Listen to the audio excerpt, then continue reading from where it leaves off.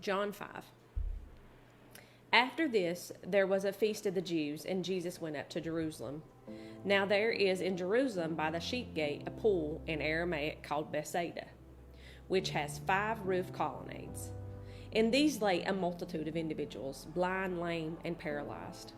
One man was there who had been an invalid for 38 years. When Jesus saw him lying there and knew that he had already been there a long time, he said to him, "Do you want to be healed?"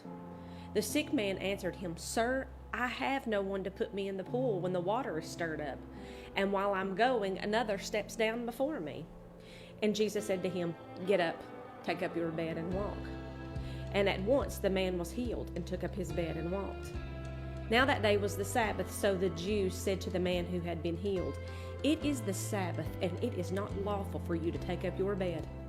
But he answered them, "The man who healed me, that man said to me, 'Take up your bed and walk.'"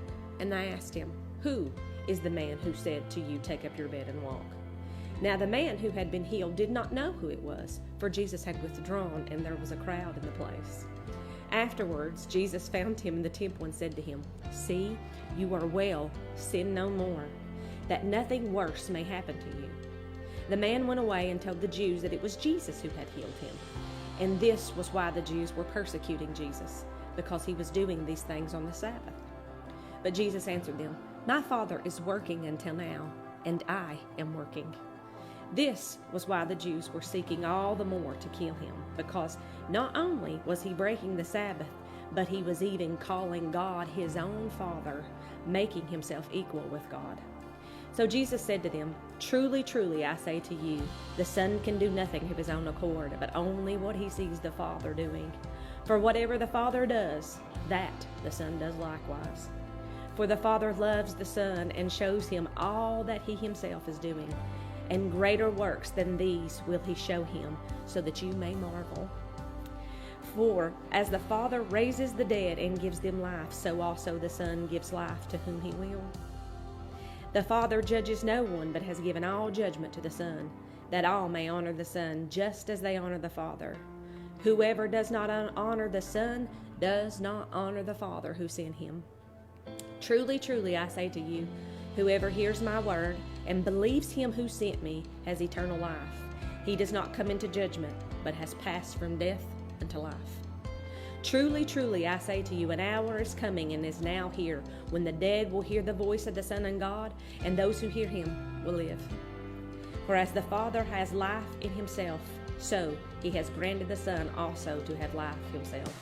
And he has given this, for the hour is coming when all who are in the tombs will hear his voice. Oh, wait, let me back up. And he has given him authority to execute judgment, because he is the Son of Man. Do not marvel at this, for an hour is coming when all who are in the tombs will hear his voice and come out. Those who have done good to the resurrection of life, and those who have done evil to the resurrection of judgment. I can do nothing on my own. As I hear, I judge, and my judgment is just, because I seek not my own will, but the will of him who sent me. If I alone bear witness about myself, my testimony is not true.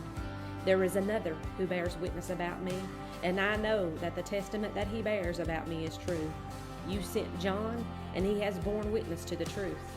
Not that the testimony that I receive is from man, but I say these things so that you may be saved.